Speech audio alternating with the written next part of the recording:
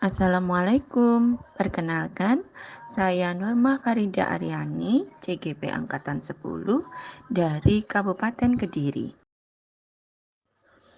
Pada video kali ini, saya akan menampilkan kegiatan aksi nyata saya, yaitu penyebaran pemahaman budaya positif kepada rekan guru di SDN Besowo 5 sebagai pemenuhan tugas pendidikan guru penggerak angkatan.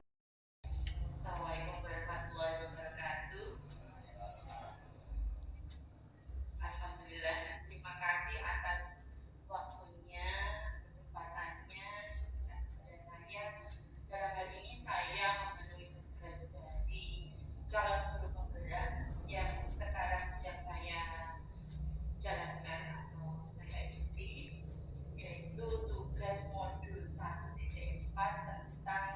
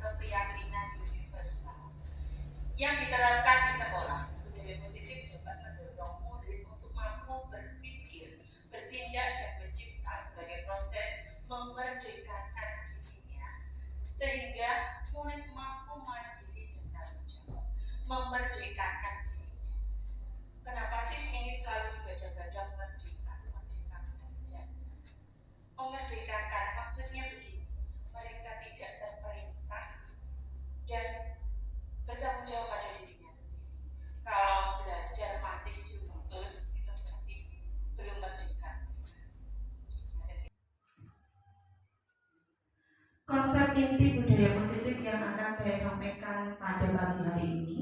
Yang pertama, perubahan paradigma belajar, yang kedua posisi kontrol guru, kemudian disiplin positif, nilai-nilai kebajikan, kebutuhan dasar manusia, motivasi perilaku manusia, kemudian keyakinan kelas, dan segitiga restitusi. Mungkin dari istilah ini ada yang sudah mengenal konsep inti dari budaya positif, ada yang sudah mengenal. Posisi kontrol guru, mungkin ada yang sudah pernah mengikuti? Belum? Baik, kita ulas satu persatu. Pembelajaran dengan paradigma baru. Pembelajaran dengan paradigma baru merupakan pembelajaran yang dirancang berdasarkan prinsip pembelajaran berdiferensiasi, sehingga para peserta didik belajar sesuai kebutuhannya berdasarkan tahap perkembangan sesuai teori psikologi modern untuk mewujudkan profil pelajar Pancasila. Berdiferensiasi ini sudah sering kita dengar, ya. Berdiferensiasi yaitu memberikan pelayanan pada peserta didik atau murid sesuai dengan kebutuhannya. Berikutnya, ini kita merubah paradigma kita. Saya bisa minta Pak Ido sama Pak Hendri. Pak Ido, tolong bayangkan penjenengan punya benda yang paling berharga dari penjenengan, taruh di kepala tangan penjenengan sampai gegem. Jangan ambil barangnya, dipegang. Tolong ke depan dulu sama Pak Hendri. Ke depan, sini, dan duduk ini, monggo. Nah, sekarang tugasnya adalah Pak Hendri membuka, pengen ngerti apa yang dibawa Pak Hendri. Jadi sekuat tenaga mbok bujuk, mbok rayu bagaimana caranya agar kepala tangan Pak Hendri itu bisa terbuka. Coba. Boleh dirayu, boleh direbut atau intinya dibuka. Bagaimana caranya penjenengan buka? Itu tidak lepaskan punya penjenengan.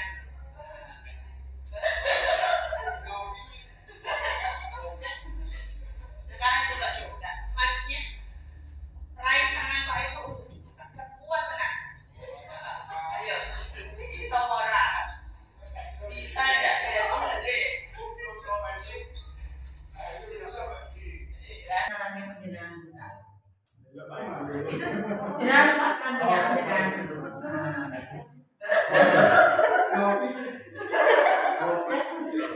Sekarang coba dibuka. Maksudnya raih tangan Pak itu untuk dibuka sekuat tenaga.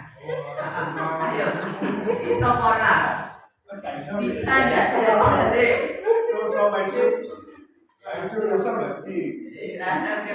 Bisa enggak? Kuat enggak? Betul ya. Jadi perhatikan, kalau saya minta Pak itu coba dibuka tangannya. Nah, oke, dari sini saya jelaskan dulu. Silakan duduk. Terima kasih. Jadi seperti ini. Kalau Pak itu menggenggam tangannya kuat-kuat tentang apa yang dia yakini atau barang berharga apa yang dia miliki, maka orang lain tidak punya kendali untuk membukanya. Tidak punya kendali. Jadi yang punya kendali adalah diri Pak itu sendiri. Meskipun Pak Hendri cuma kuat dengan ayo ngopi, bukaan tangan, tidak akan dibuka, kecuali Pak itu membiarkan dirinya untuk membuka tangan itu. Jadi kendali ada pada diri Pak itu. Posisi kontrol diri Pak itu ada pada dalam diri mereka, diri Pak itu sendiri. Oke? Miskonsepsi tentang teori kontrol. Teori kontrol, ilusinya adalah guru mengontrol murid. Merasa guru itu bisa mengontrol murid. Yang kedua, ilusi bahwa semua penguatan positif efektif dan bermanfaat. Maksudnya gini, penjenengan memberikan apa? Memberikan ujian itu menurut penjenengan efektif untuk murid. Kemudian ilusi bahwa kritik dan membuat rasa bersalah mampu menguatkan karakter. Yang terakhir, ilusi bahwa orang dewasa berhak memaksa. Nah, ini dijelaskan oleh Dr. William Geiser menuliskan miskonsepsi tentang makna kontrol yang tadi sudah saya sampaikan tentang kontrol diri manusia berada pada manusia itu sendiri. Oke? Yang pertama, ilusi kontrol guru mengontrol murid. Pada dasarnya kita tidak dapat memaksa murid untuk berbuat sesuatu jikalau murid tersebut memilih untuk tidak melakukannya. Walaupun tampaknya guru sedang mengontrol perilaku murid, hal demikian terjadi karena murid sedang mengizinkan dirinya terkontrol. Jadi misalkan dengan dukani murid terus diutus, ayo dan masuk. Dia itu mau masuk karena membiarkan dirinya mengikuti kontrol gurunya. Tapi sebenarnya dia punya kontrol pada dirinya sendiri. Lek dia mau masuk, ya nggak akan bisa memaksa kita kecuali dibiarkan seperti itu. Kemudian saat itu bentuk kontrol guru menjadi kebutuhan dasar yang dipilih murid tersebut. Jadi untuk menghindari sesuatu yang tidak dia inginkan, jadi dia mesti mengikuti. Kemudian teori kontrol menyatakan bahwa semua perilaku memiliki tujuan, bahkan terhadap perilaku yang tidak disukai. Misalkan dia tidak disukai, tidak menyukai apa yang diperintahkan gurunya, tapi dia tetap mengikuti karena dia memiliki tujuan. Nanti saya akan menyampaikan tentang motivasi dari perilaku tersebut. Kemudian berikutnya ilusi bahwa penguatan positif efektif dan bermanfaat. Penguatan positif atau bujukan adalah bentuk-bentuk kontrol. Jadi kita membujuk murid untuk ayo, kamu pasti pintar. Nah, kamu pasti bisa. Itu termasuk ilusi bahwa penguatan positif efektif dan bermanfaat. Jadi segala usaha untuk mempengaruhi murid agar mengulangi sesuatu perilaku adalah suatu usaha untuk mengontrol murid tersebut dalam jangka waktu tertentu. Kemudian murid tersebut akan menyadarinya. Jadi setelah dibujuk kemungkinan nanti akan menyadarinya dan mencoba untuk menolak bujukan kita, atau bisa jadi murid tersebut tergantung pada pendapat sang guru untuk berusaha. Jadi, lek guru duwe ujian, dia tidak akan bergerak. Nah, ini hanya ilusi sebenarnya, karena tadi kembali teori kontrol tadi, bahwa kontrol manusia ada pada diri mereka sendiri. Ilusi bahwa kritik dan membuat orang merasa bersalah dapat menguatkan karakter. Menggunakan kritik dan rasa bersalah untuk mengontrol murid menuju pada identitas gagal. Maksudnya identitas gagal, dia akan merasa buruk pada dirinya.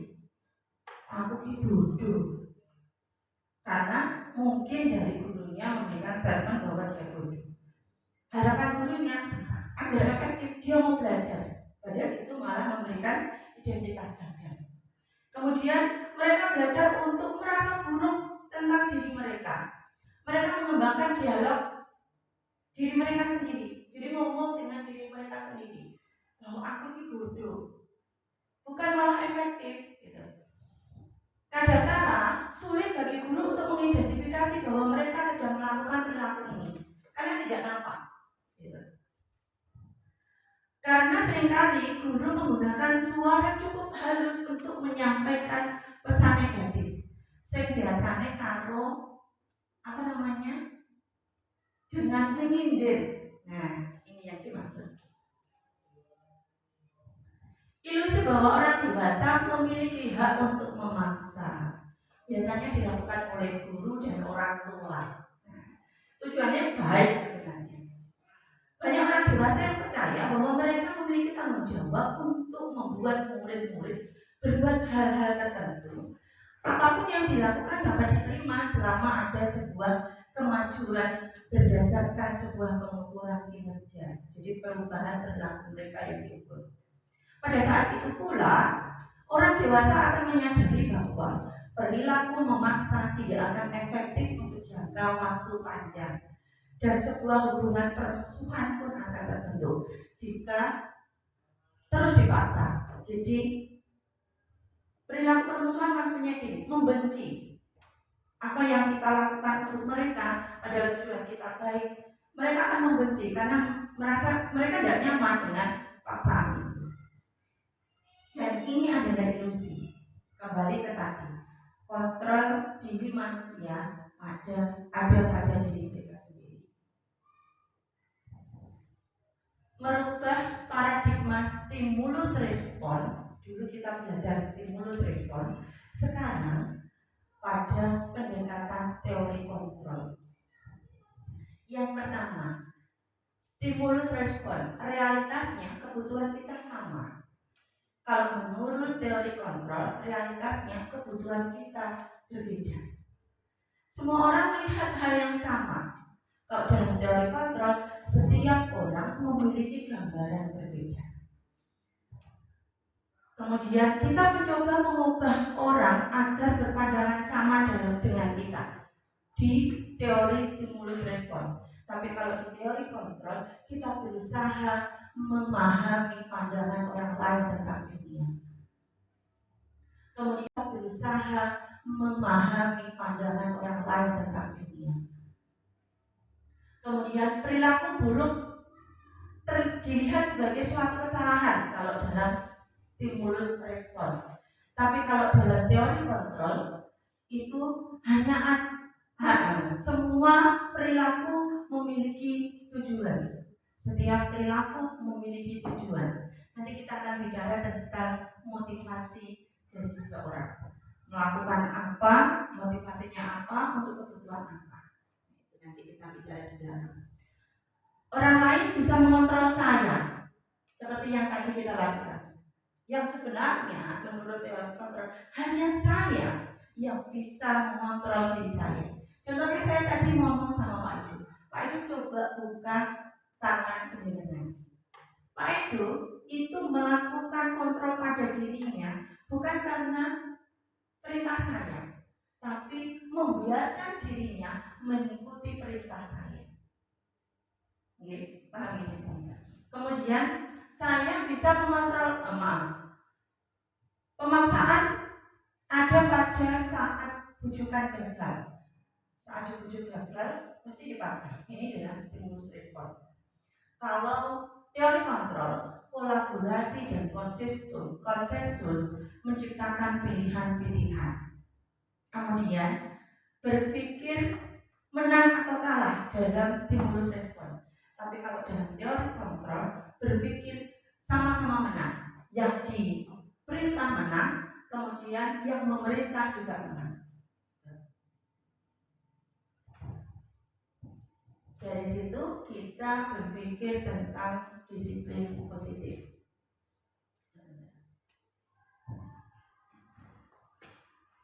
Disiplin positif. Panjenengan berpikir tentang disiplin piye? Menurut panjenengan, disiplin itu yang bagaimana? Tepat waktu, mesti berhubungan dengan waktu. Disiplin mesti proyeksi kita di otak kita mesti berhubungan dengan waktu. Kita ngulik lagi tentang apa sih disiplin itu. Nah, dari sini disiplin berasal dari disiplina yang artinya belajar. Disiplin itu belajar. Disiplin mengacu pada disiplin diri yang memiliki tanggung jawab terhadap apa yang dilakukan berdasarkan nilai-nilai yang diyakini. Kita memahami nilai-nilai baik buruk yang kita yakini. Disiplin positif merupakan salah satu cara penerapan disiplin yang bertujuan untuk menumbuhkan kesadaran serta memberdayakan peserta didik tanpa imbalan, tanpa penghargaan, tanpa ancaman dan hukuman.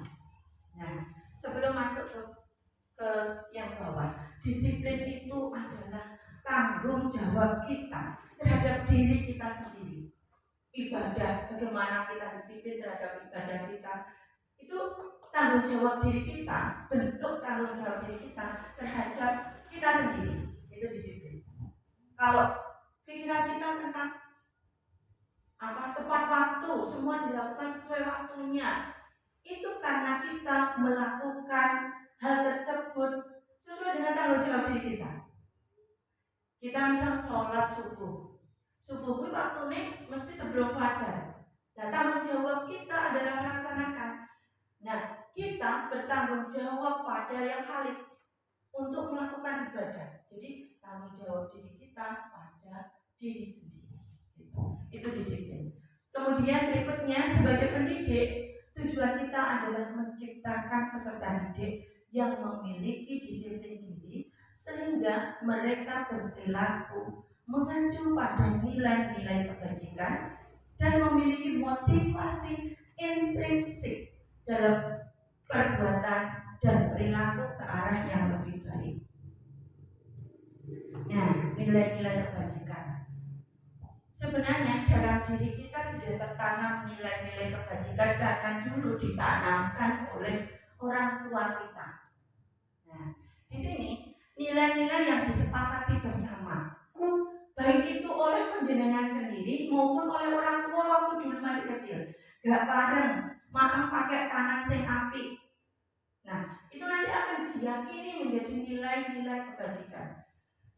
Nilai yang disepakati bersama lepas dari suku bangsa, agama, bahasa maupun latar belakangnya. Contoh nilai kebajikan institusi atau organisasi yang kita kenal saja, profil pelajar Pancasila, ada beriman dan bertakwa dan seterusnya. Kemudian life skill, keterampilan hidup yang diyakini nilai-nilainya ada dapat dipercaya, lurus hati dan sebagainya. Terus IBO Primary Years Program itu juga sama. Mereka yakini nilai-nilai itu sebagai nilai-nilai kebajikan yang disepakati bersama. Yang tadi contoh kecil adalah dengan orang tua kita saat kita masih kecil, ditanamkan pada diri. Berikutnya, kebutuhan dasar manusia. Kita berbicara tentang kebutuhan dasar manusia. Saya masih ingat betul bagaimana dulu yang saya belum memahami tentang hal ini. Jauh setelah bertahun-tahun saya mengikuti ini, dan ternyata ini sudah dipahami oleh Pak Imam, bahwa anak nakal itu dia memang memenuhi kebutuhannya. Jadi ternyata mungkin Pak Imam tidak belajar tentang ini, tapi beliau sudah mempraktekkan, dan ini digadang-gadangkan oleh Ki Hajar Dewantara. Sebenarnya sudah jauh dibuat oleh Ki Hajar Dewantara dalam bukunya, namun kita baru saja mengadopsi baru 10 tahun terakhir. Padahal bukunya Ki Hajar Dewantara dulu dipakai oleh negara lain, yaitu Finlandia, bagaimana memperlakukan murid sebagai manusia seutuhnya. Kebutuhan dasar manusia adalah segala sesuatu yang kita lakukan untuk mendapatkan apa yang kita inginkan. Seluruh tindakan berusaha memahami pandangan orang lain tentang dunia. Kemudian perilaku buruk dilihat sebagai suatu kesalahan kalau dalam stimulus respon. Tapi kalau dalam teori kontrol itu hanya semua perilaku memiliki tujuan. Setiap perilaku memiliki tujuan. Nanti kita akan bicara tentang motivasi dari seseorang. Melakukan apa, motivasinya apa, untuk kebutuhan apa. Nanti kita bicara di dalam. Orang lain bisa mengontrol saya, seperti yang tadi kita lakukan. Yang sebenarnya menurut teori kontrol hanya saya yang bisa mengontrol diri saya. Contohnya saya tadi ngomong sama Pak Edu. Pak Edu coba buka tangan penjenengan. Pak Edu itu melakukan kontrol pada dirinya bukan karena perintah saya, tapi membiarkan dirinya mengikuti perintah saya. Pahami di sini. Kemudian saya bisa mengontrol pemaksaan ada pada saat bujukan gagal. Saat dibujuk gagal mesti dipaksa. Ini dengan stimulus respon. Kalau teori kontrol, kolaborasi dan konsensus menciptakan pilihan-pilihan. Kemudian berpikir menang atau kalah dalam stimulus respon. Tapi kalau dalam teori kontrol, berpikir sama-sama menang. Yang diperintah menang, kemudian yang memerintah juga menang. Dari situ kita berpikir tentang disiplin positif.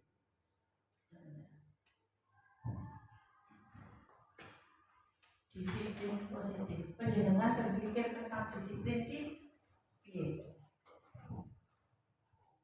menurut panjenengan, disiplin itu yang bagaimana? Tepat waktu. Mesti berhubungan dengan waktu.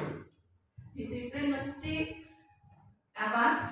Proyeksi kita di otak kita mesti berhubungan dengan waktu. Kita ngulik lagi tentang apa sih disiplin itu. Nah, dari sini disiplin berasal dari disiplinan yang artinya belajar. Disiplin itu belajar. Disiplin mengacu pada disiplin diri yang memiliki tanggung jawab terhadap apa yang dilakukan berdasarkan nilai-nilai yang diyakini. Kita memahami nilai-nilai baik buruk yang kita yakini. Disiplin positif merupakan salah satu cara penerapan disiplin yang bertujuan untuk menumbuhkan kesadaran serta memberdayakan peserta didik tanpa imbalan, tanpa penghargaan, tanpa ancaman dan hukuman. Nah, sebelum masuk ke yang bawah, disiplin itu adalah tanggung jawab kita terhadap diri kita sendiri. Ibadah, bagaimana kita disiplin terhadap ibadah kita, itu tanggung jawab diri kita, bentuk tanggung jawab diri kita terhadap kita sendiri. Itu disiplin.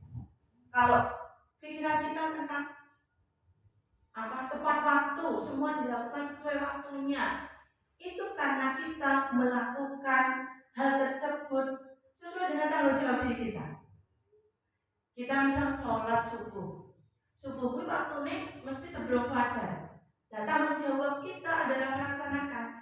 Nah, kita bertanggung jawab pada yang halik untuk melakukan ibadah. Jadi tanggung jawab diri kita pada diri sendiri. Itu disiplin.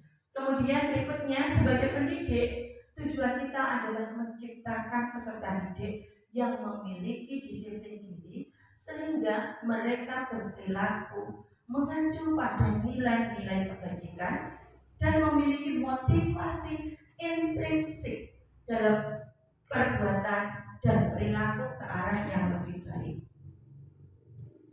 Nah, nilai-nilai kebajikan. Sebenarnya dalam diri kita sudah tertanam nilai-nilai kebajikan karena dulu ditanamkan oleh orang tua kita. Nah, di sini nilai-nilai yang disepakati bersama, baik itu oleh panjenengan sendiri maupun oleh orang tua waktu dulu masih kecil. Gak bareng, makan pakai tangan sing api. Nah, itu nanti akan diyakini menjadi nilai-nilai kebajikan.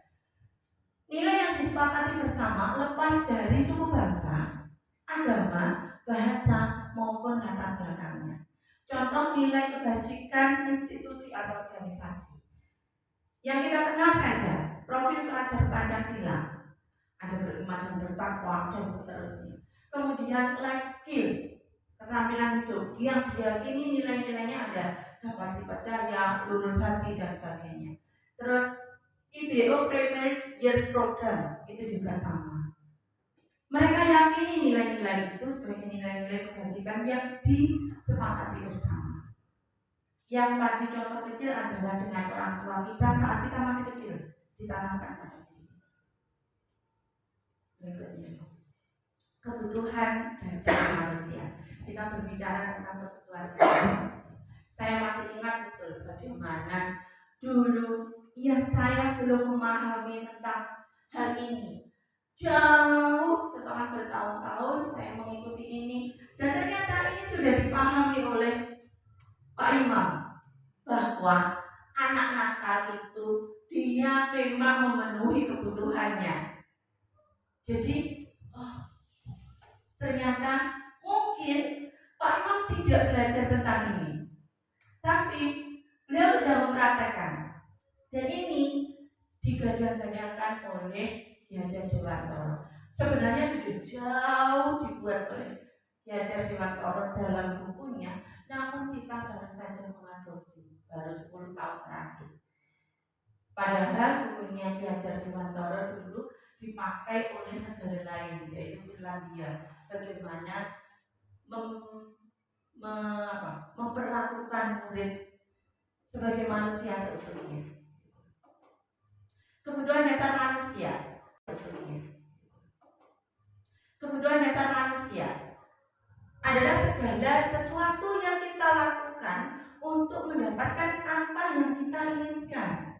Seluruh tindakan yang kita lakukan memiliki tujuan. Termasuk tadi yang kita bicarakan bahwa anak melakukan perintah penjenengan itu karena memiliki tujuan.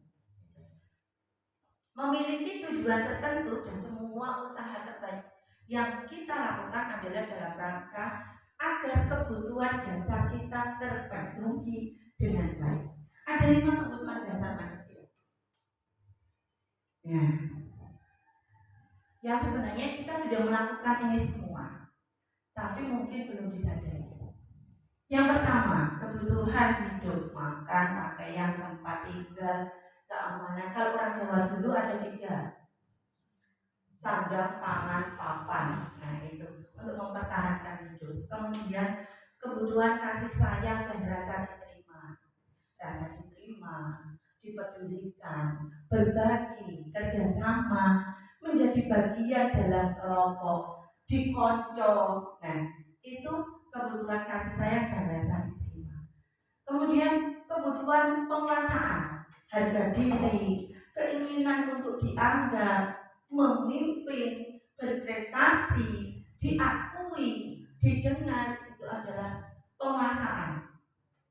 Kemudian kebutuhan kebebasan, mandiri, memiliki pilihan, mencoba hal baru, mampu mengendalikan arah dirinya, itu kebebasan.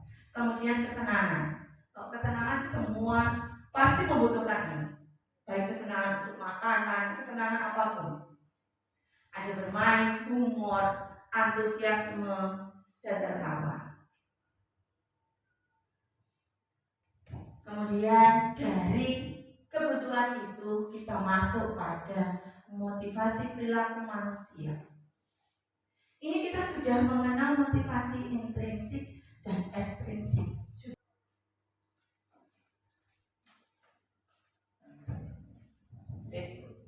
Intinya motivasi ekstrinsik dan intrinsik. Ini yang ekstrinsik adalah mendapatkan imbalan atau penghargaan. Kalau yang intrinsik untuk menjadi orang yang mereka inginkan. Ini intrinsik, bukan ekstrinsik. Tadi ngedite orang tersimpan.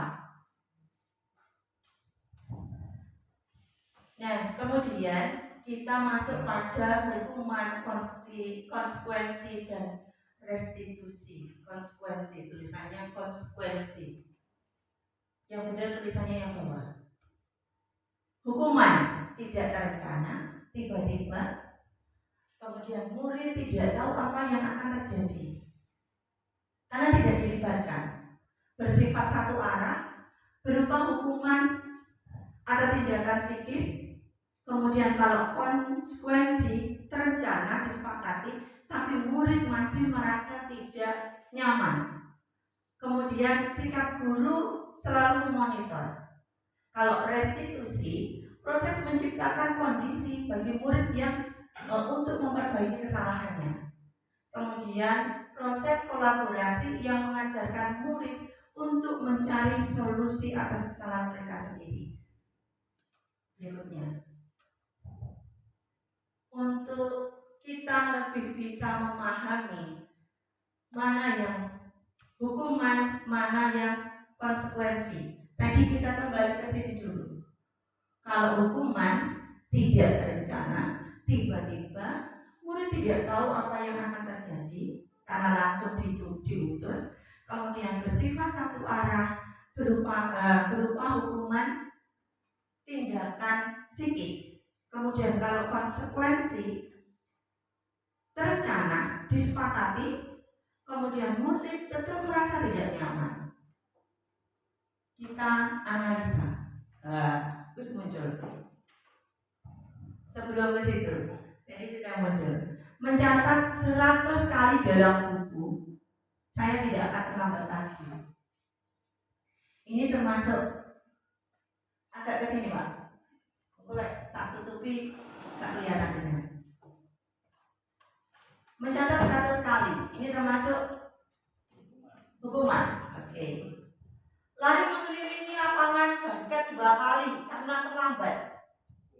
Hukuman.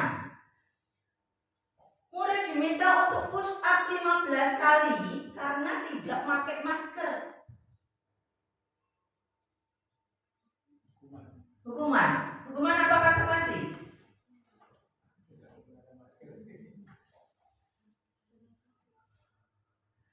Sebentar. Murid tahu enggak? Kalau dia langsung diutus push up, kalau dia tidak pakai masker, berarti dia apa? Hukuman. Menggantikan kertas tugas teman yang dicoret-coret. Konsekuensi. Membersihkan tumpahan air di meja tulis karena tersenggol saat belajar. Konsekuensi. Oke. Murid disuruh untuk tidak mengenakan sepatu seharian karena tidak menggunakan sepatu hitam. Tidak mengenakan sepatu hitam. Konsekuensi. Murid disuruh tidak mengenakan sepatu seharian. Apakah dia tahu kalau aku nggak ada sepatu mesti kau nyopot? Berarti dia hukuman. Oke. Lari mengelilingi lapangan basket 2 kali karena terlambat 10 menit untuk pelajaran PJOK. Konsekuensi. Good job. Jadi mencatat 100 kali itu masuk hukuman. Lari mengelilingi lapangan basket 2 kali itu hukuman. Karena nggak tahu. Okay. Kemudian dia tetap merasa tidak nyaman. Diminta untuk push up 15 kali karena tidak menggunakan masker. Datang, ayo push up, kamu nggak menggunakan masker. Dia tidak tahu hukuman apa yang akan didapatkan gitu. Itu hukuman. Menggantikan kertas tugas teman. Ini konsekuensi karena dia sudah tahu kalau ini saya coret maka saya harus mengganti. Kemudian membersihkan tumpahan air. Ini konsekuensi. Murid disuruh untuk tidak mengenakan sepatu seharian.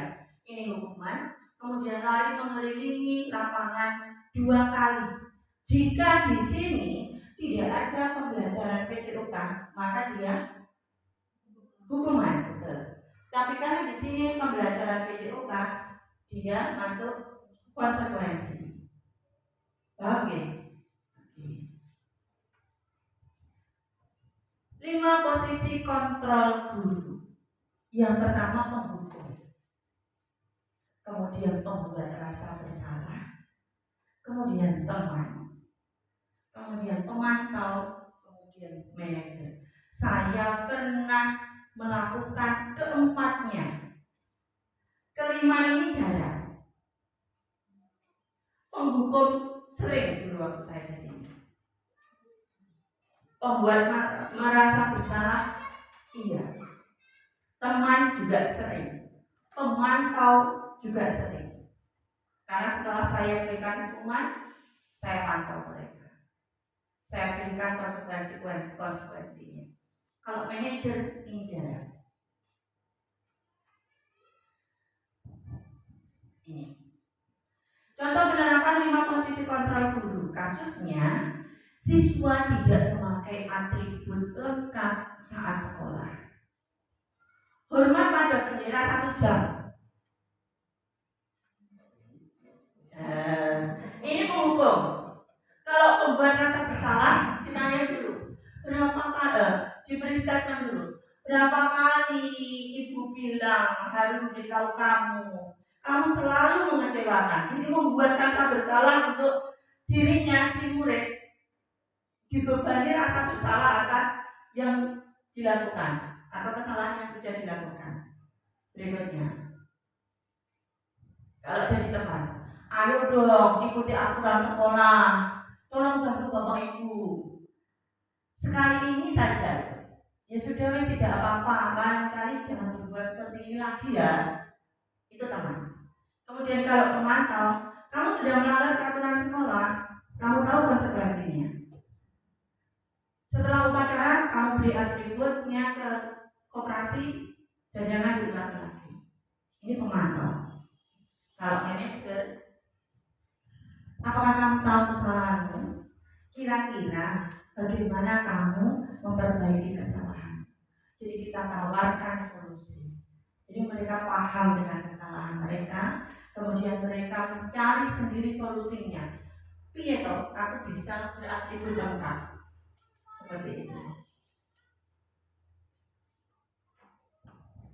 Ya, kita belajar dulu. Saya kecewa sekali dengan kamu. Posisi kontrol apakah aku? Pembuat rasa bersalah. Coba kita cek. Kejawab. Berikutnya, kamu tidak pernah benar melakukannya. Posisi kontrol apakah aku? Apa ini? Tadi ada penghukum, ada pembuat rasa bersalah, ada teman, ada pemantau, ada manajer. Ada penghukum, pembuat rasa bersalah, teman, pemantau, manajer. Kamu tidak pernah benar melakukannya. Pemantau, Pak Imam apa Pak Imam? Ayo apa? Buat rasa bersalah.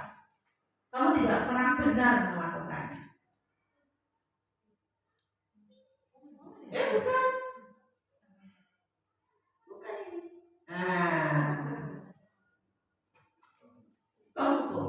Jadi langsung di statementnya.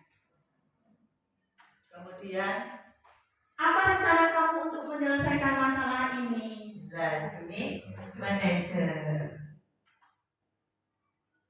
Kemudian, ayolah lakukan demi bapak ibu guru ya. Ya teman, pinter lagi. Kamu tidak pernah dapat nilai jika kamu tidak mengerjakan tugas. Pemantau, pemantau. Terus sekarang tentang keyakinan kelas. Di sini sudah pernah membuat keyakinan kelas? Pernah. Oke. Mengapa keyakinan? Mengapa tidak peraturan? Mengapa keyakinan? Yang pokok tidak peraturan. Disepakati bersama. Bahasanya positif, betul? Iya, menumbuhkan rasa tanggung jawab. Sudah pernah ya buat ya? Pinter. Membuat keyakinan kelas. Jadi pembentukan keyakinan bersifat abstrak karena nilai-nilai.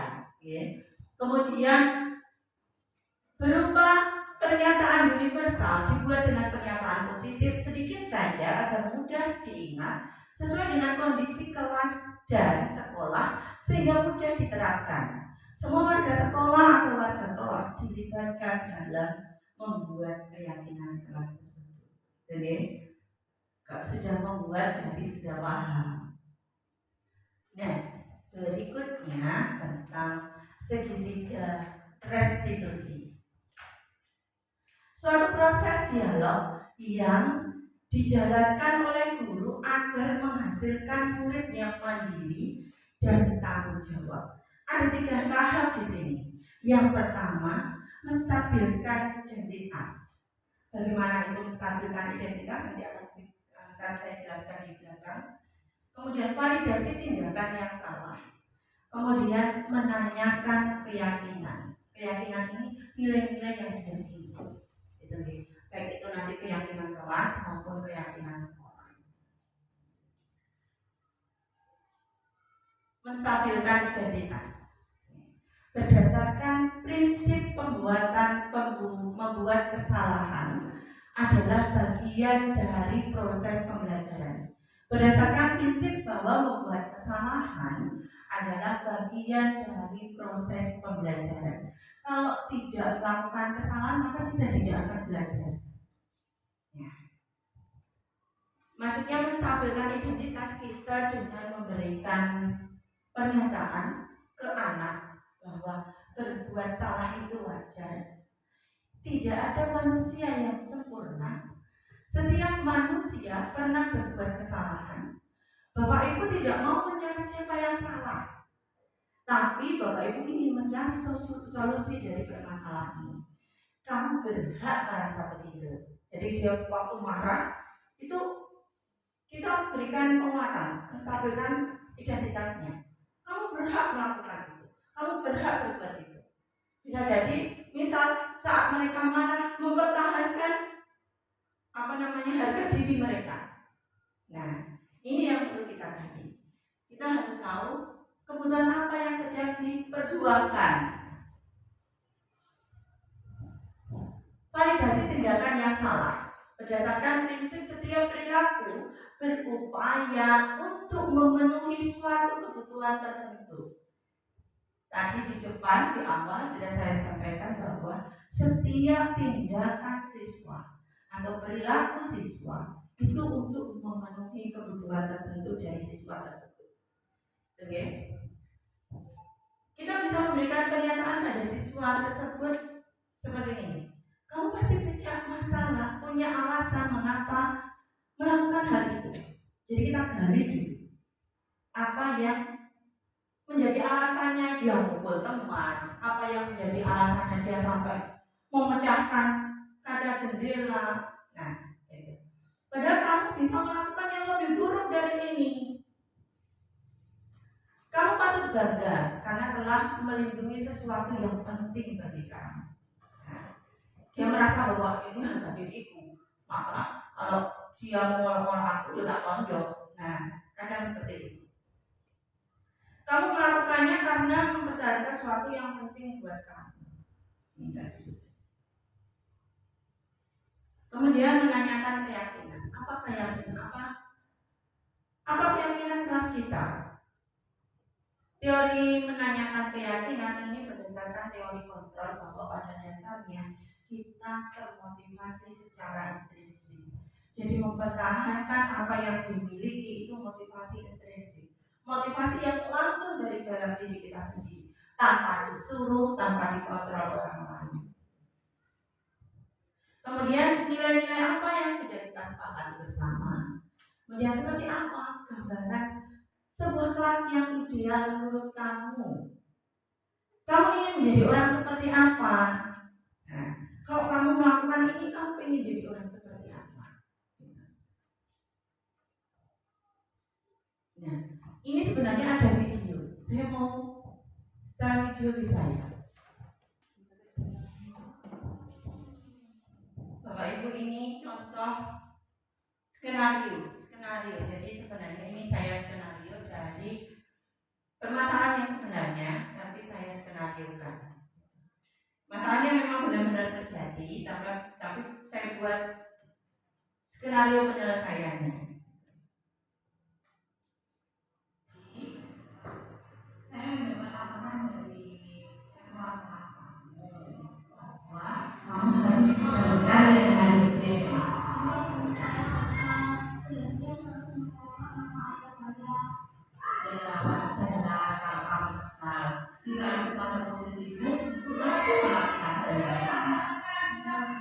Lalu apa yang perlu dilakukan pada diri?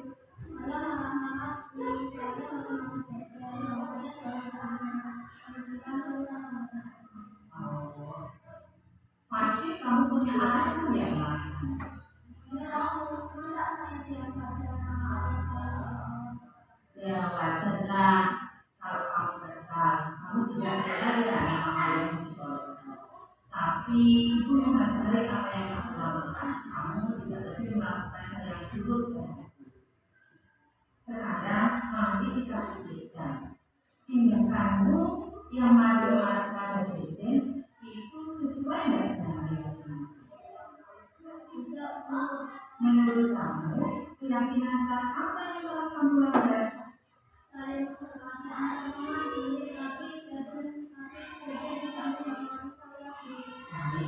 Nanti Deden juga akan menjawab.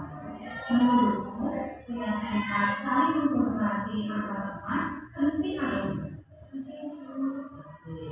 Baik, keyakinan saling menghormati antar teman penting. Lalu, apa yang bisa kamu lakukan saat bermasalah?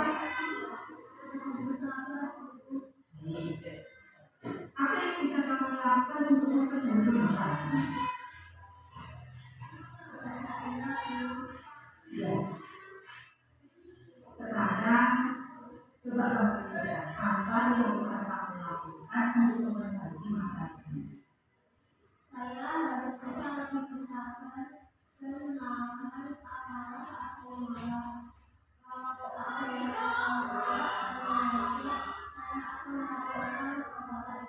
lepaskan pinter. Semangat ya belajarnya. Nanti kalau ada yang marah hati, kamu harus bisa mengendalikan amarah. Oke, sekarang kamu boleh belajar. Nah, itu tadi skenario dari penerapan segitiga restitusi. Bisa jadi waktu kita mempraktekkan yang sesungguhnya, anak-anak itu menjawab tidak sesuai yang kita harapkan. Nah, kita harus bisa menggiring jawaban mereka pada nilai-nilai keyakinan yang kita yakini benar. Gitu. Kadang mereka, ya namanya anak-anak, mesti punya alasan lah. Kayu nakal aku. Nah, seperti itu. Kita jangan menerapkan, jangan menambah kebencian pada diri mereka. Intinya kita giring mereka untuk bisa mengenali bahwa apa yang dia lakukan itu sebuah kesalahan dan bisa diperbaiki. Nah, seperti itu. Kemudian yang terakhir, dalam penerapan program disiplin positif, hendaknya guru memiliki standar kepribadian profesional dan sosial yang baik, di mana guru mampu merefleksikan dirinya dalam posisi kontrol saat ini.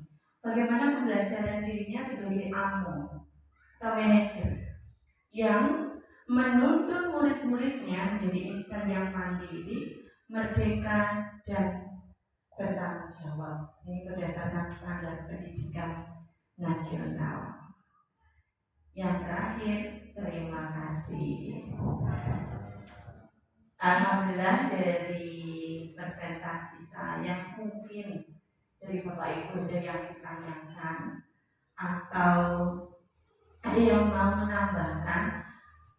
Mau ada pengalaman dari panjenengan tentang aku harus melakukan segitiga restitusi Bu, tapi hanya satu tahap saja, menstabilkan identitas. Misal ngomong sama muridnya seperti itu, berbuat salah itu suatu hal yang wajar. Itu penjenengan sudah melakukan satu tahapan dari segitiga restitusi, tapi penjenengan belum menyadari kalau itu adalah sebuah tahapan untuk penyelesaian masalah di posisi kontrol kita sebagai manajer. Nah, mungkin ada yang ingin menambahkan? Pak Imam, Bu Mutia,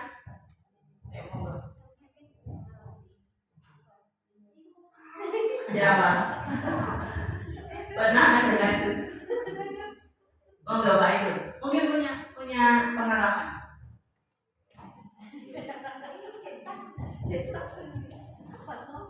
Sini Pak Ibu.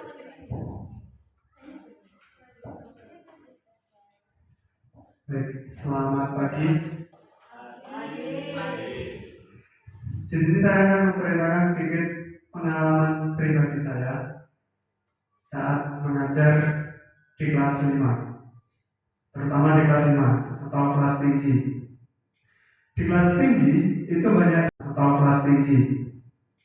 Di kelas tinggi itu banyak sekali yang saya temui, banyak sekali pertengkaran antar siswa. Misal kayak ngegeng ataupun misal ada beberapa yang juga digolongkan cantik seperti itu, akhirnya lama-kelamaan berlanjut menjadi masalah yang lebih besar, kayak siswanya menjadi murung, kemudian di pulang sekolah nangis. Siswanya bercerita kepada saya bahwasanya siswa tersebut merasa dikucilkan.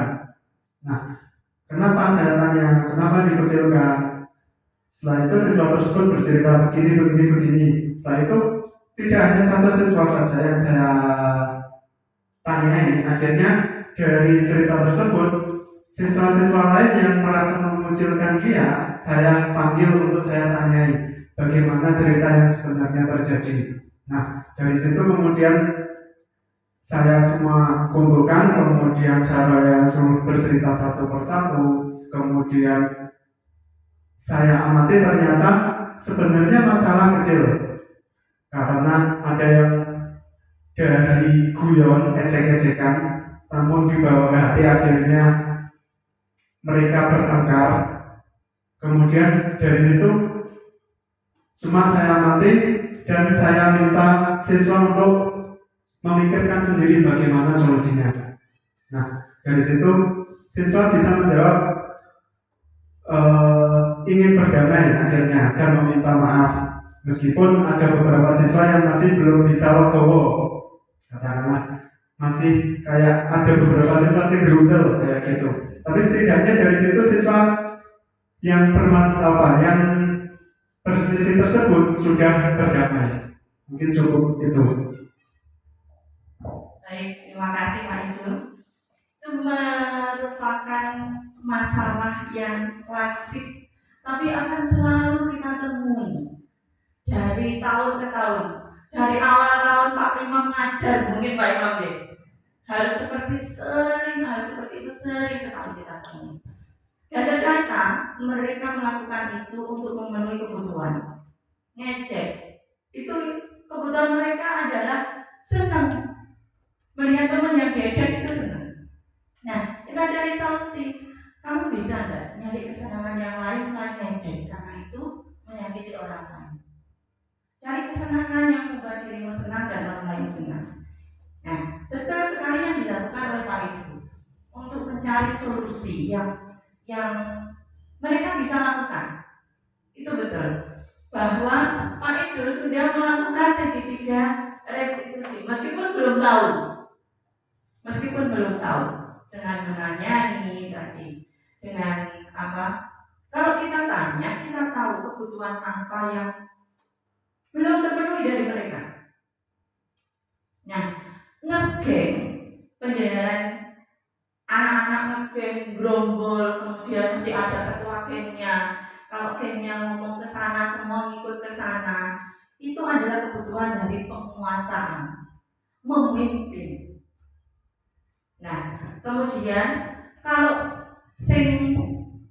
teman-temannya mengikuti si ketua geng itu untuk menghindari ancaman, menghindari hukuman. Jadi motivasi mereka mengikuti ketua gengnya itu untuk menghindari ancaman untuk dirinya. Bagaimana kita menghilangkan ancaman itu? Kita harus memenuhi kebutuhan dari ketua geng ini yang belum terpenuhi agar semua seimbang. Jadi kadang yang sering terjadi, yang merasa geng karena itu kan ditakuti sama teman yang lain, ditakuti, kemudian dengan cara dia merasa ditakuti, merasa punya penguasaan, tapi sebenarnya dia punya kebutuhan yang lain yang belum terpenuhi. Ini yang harus kita gali. Panjang nanti penyelesaiannya, tapi kita memiliki posisi kontrol yang bisa kita manfaatkan untuk penyelesaian itu. Nah, terima kasih untuk Pak Edo. Dan itu sering sekali terjadi, baik di sekolah ini maupun di sekolah manapun. Nanti kalau sudah pindah tugas atau dapat murid yang baru, di ajaran baru, nanti akan menemui banyak sekali permasalahan yang mungkin mirip-mirip lah seperti ini. Tapi untuk geng bullying itu sebenarnya dari zaman dahulu, zaman Pak Imam sekolah itu pun juga sudah ada. Tapi bagaimana cara guru untuk memanajemen itu kita pelajari di sini. Gitu. Nah, dan mungkin ada lagi dari Bu Tia, Bu Mega, ayo Pak Imam, cerita Pak Imam. Tahun saya itu, oke. Baik, kalau sudah saya tutup pertemuan kali ini. Terima kasih atas waktunya, terima kasih atas kesempatannya. Semoga lain kali kita bertemu dalam keadaan yang sehat walafiat dan dalam situasi yang lebih menyenangkan lagi. Terima kasih. Assalamualaikum warahmatullahi wabarakatuh.